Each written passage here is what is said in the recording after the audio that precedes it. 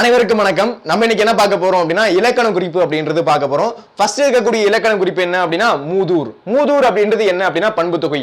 அதாவது பண்பு தொகை அப்படின்னா நிறம், அளவு, சுவை, குணம், தொழில் இதெல்லாம் வந்துச்சு அப்படின்னா அது என்ன சொல்லுவோம் அப்படின்னா பண்பு தொகைன்னு சொல்லுவோம். அதுக்கடுத்து பாத்தீங்க அப்படின்னா மை விகுதி மறைந்திருக்கும். அதுக்கடுத்து ஆகிய, ஆன அப்படின்னு சொல்லக்கூடிய பண்பு உருபு மறைந்து வரும். இதெல்லாம் நம்ம என்ன சொல்லுவோம் அப்படின்னா பண்பு தொகை அப்படின்னு சொல்லுவோம். அதுக்கடுத்து பாத்தீங்க அப்படின்னா உறுதியர்.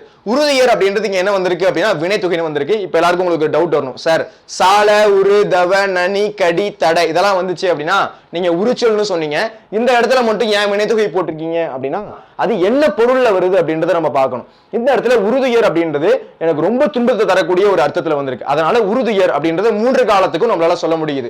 உருகிய துயர், உருகுகின்ற துயர், உருகும் துயர். சோ 3 காலத்துக்கு வருது அப்படின்றதுனால அதை என்ன சொல்றோம் அப்படின்னா வினைத்தொகை அப்படின்னு சொல்றோம். அதுக்கடுத்து கை தொழுது. கை தொழுது அப்படின்றத நம்ம எப்படி விரித்து எழுதலாம் அப்படின்னா கையால் தொழுது. அதாவது நமக்கு வேற்றுமை உறுப்புகள் தெரியும். ஐ ஆல் கு இன்னதுகன் அப்படின்றது. அப்போ ஐ ஆல், அப்போ 1ஆம் வேற்றுமையும் 8ஆம் வேற்றுமையும் கிடையாது. அப்ப ஐ அப்படின்றது 2ஆம் வேற்றுமை, ஆல் அப்படின்றது 3ஆம் வேற்றுமை.